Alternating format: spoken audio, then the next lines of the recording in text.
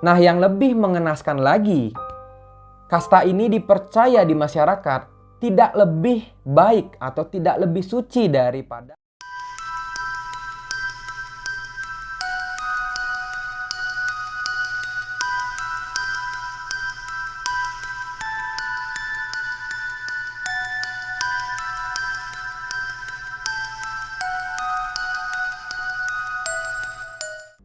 Halo guys, kembali lagi bersama aku Eri Pranata di Jejak Misteri.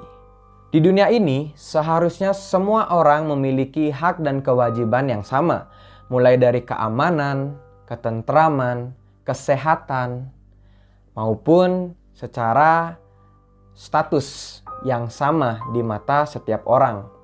Namun hal ini tidak berlaku di semua negara. Memang ada beberapa negara yang bisa dibilang sangat menyampingkan nilai-nilai moral atau nilai-nilai kemanusiaan dan bisa dibilang memojokkan salah satu status sosial di masyarakat. Nah, status sosial ini biasanya disebut kasta, di mana hari ini kita akan membahas tentang India lagi. Yang mungkin video pertama membahas India itu adalah tentang sekte Aghori, kalian bisa cek aja videonya di sini.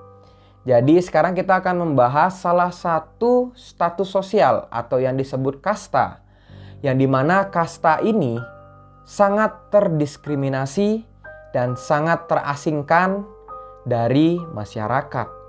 Well, langsung aja kita bahas, dan topik kali ini adalah diskriminasi kasta Dalit.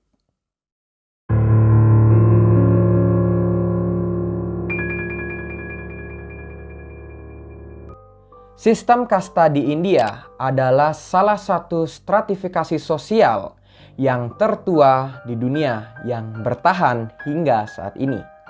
Kasta merupakan sebuah sistem yang membagi umat Hindu di India menjadi beberapa kelompok berdasarkan dari pekerjaan dan tugas mereka masing-masing.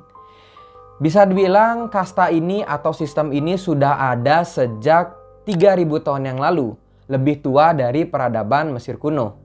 Manusmriti secara luas dianggap sebagai buku yang paling penting, yang dimana di dalamnya berisikan tentang hukum Hindu di India.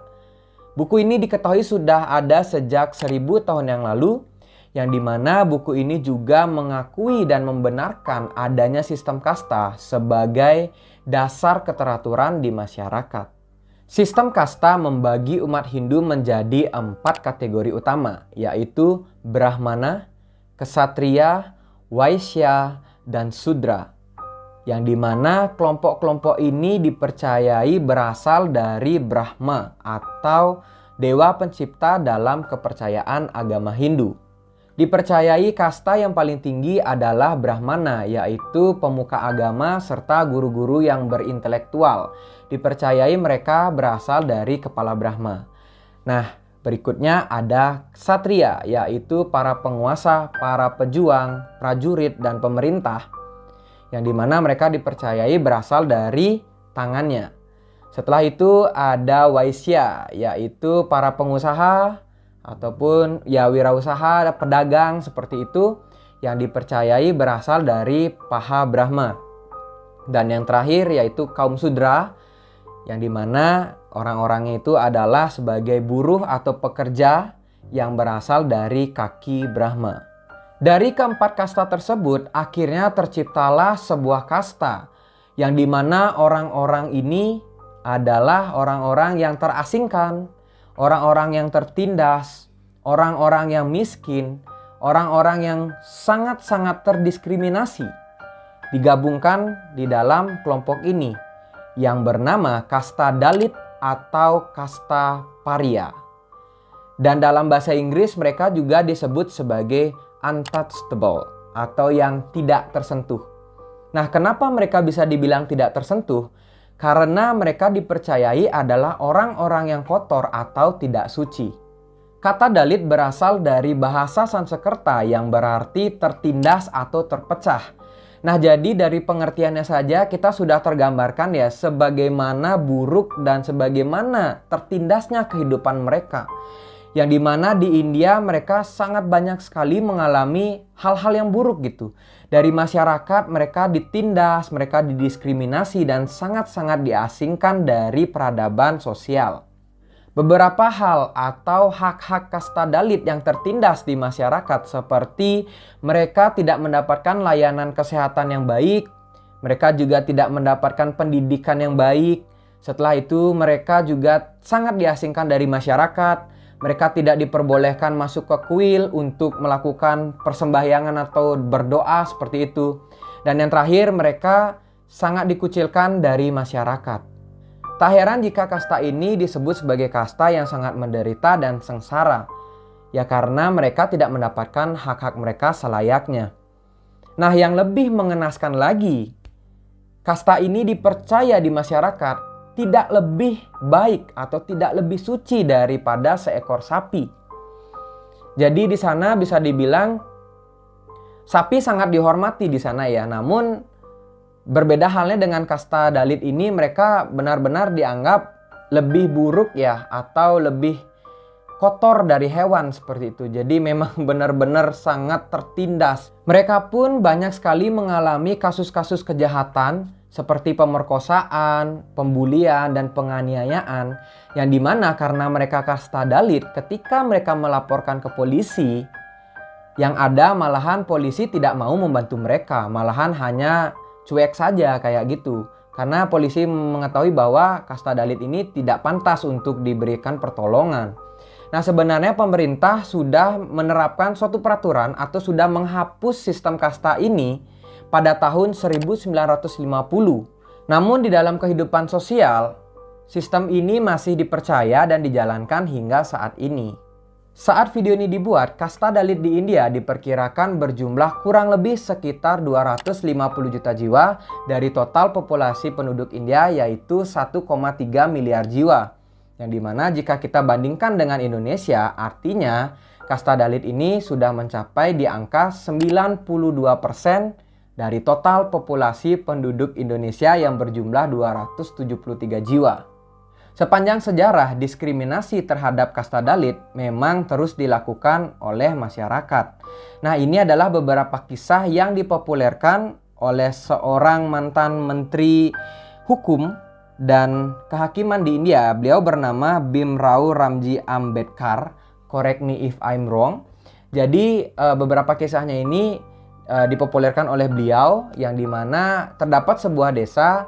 Di sana kasta Dalit diperlakukan sangat diskriminatif, yaitu ketika mereka berbicara atau mereka keluar rumah, mereka diharuskan untuk menggunakan penampung ludah. Jadi yang diikatkan di leher mereka seperti itu. Jadi ketika mereka berbicara, ludah mereka agar tidak menetes atau mengenai tanah dari desa tersebut atau mengenai warga-warga yang ada di sana.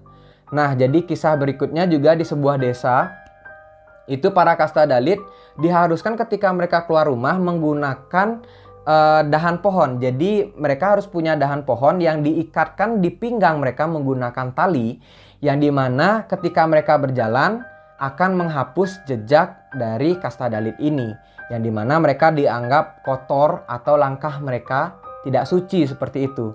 Nah, jadi dahan pohon itu sebagai penghapus jejak kotor mereka. Kasus diskriminasi berikutnya terjadi pada bulan Mei 2017, yang dimana pada saat itu tim Advance sedang mempersiapkan kedatangan Menteri BJP dari Uttar Pradesh yang bernama Yogi Adityanath, dan dilaporkan pada saat itu kasta Dalit ini dibagikan sabun oleh para tim Advance.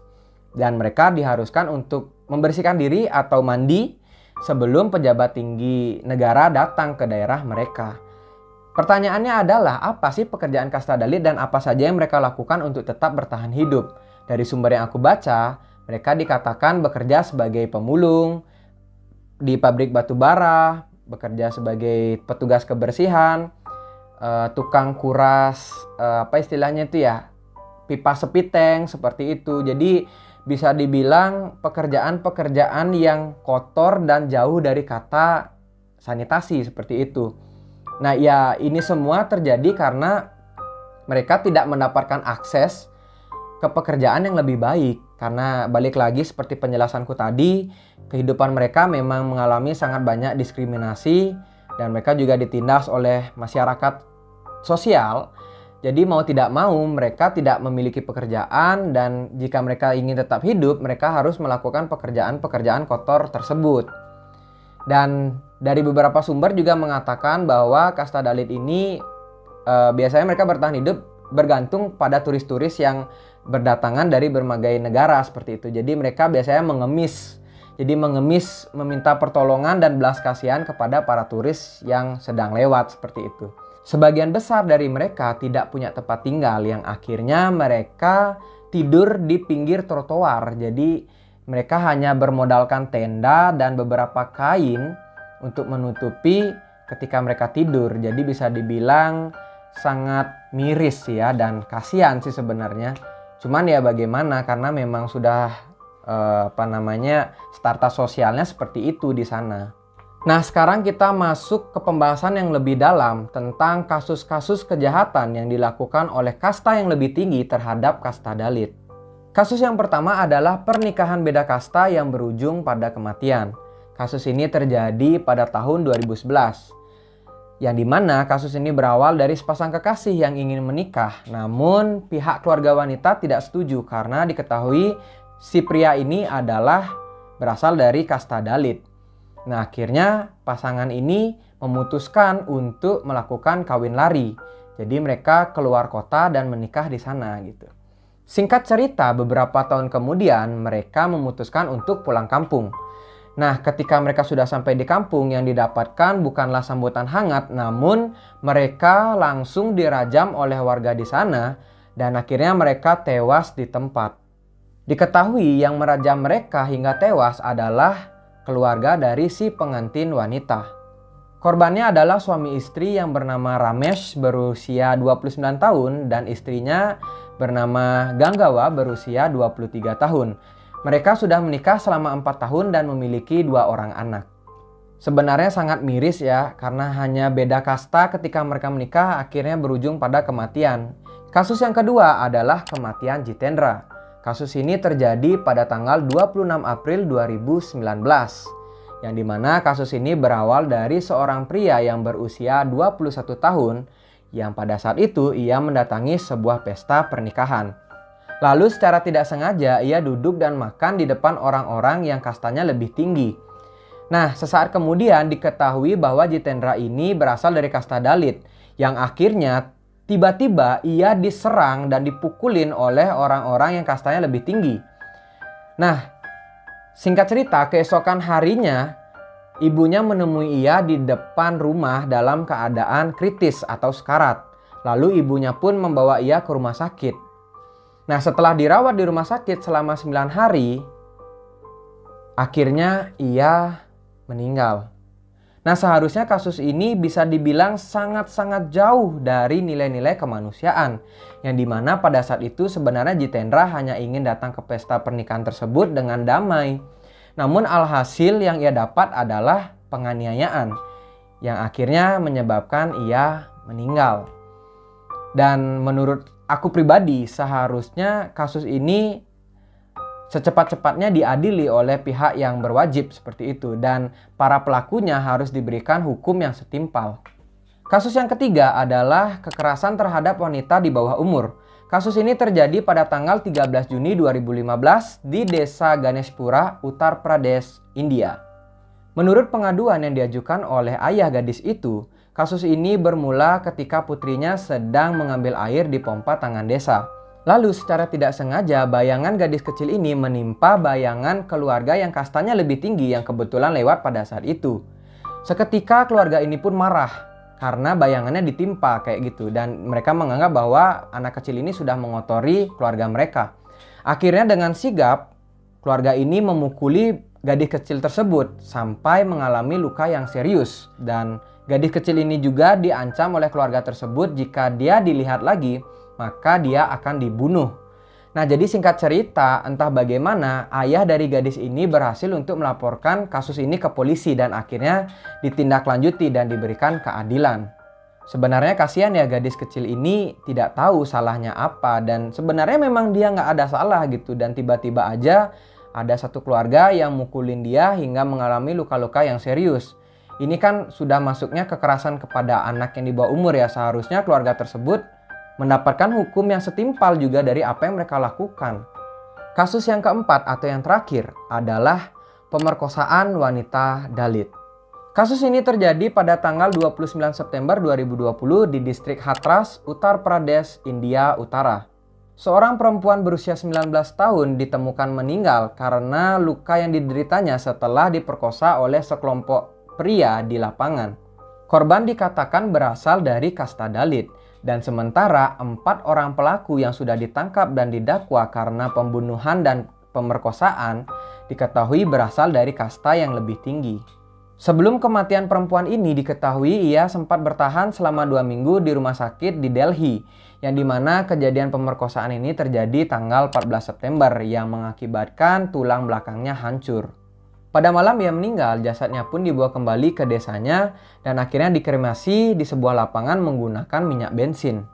Sebenarnya kasus yang terakhir ini bisa dibilang sangat-sangat melanggar HAM ya, dan melakukan kekerasan terhadap wanita sampai meninggal. Banyak banget tuh kasusnya ya, mulai dari dia disiksa, dia diperkosa, terus dia dibunuh. Itu sudah berlapis-lapis ya. Seharusnya pelaku tersebut harusnya dihukum mati sih ya. Seharusnya hukum yang paling wajib dilakukan itu adalah hukum mati ya, agar setimpal gitu.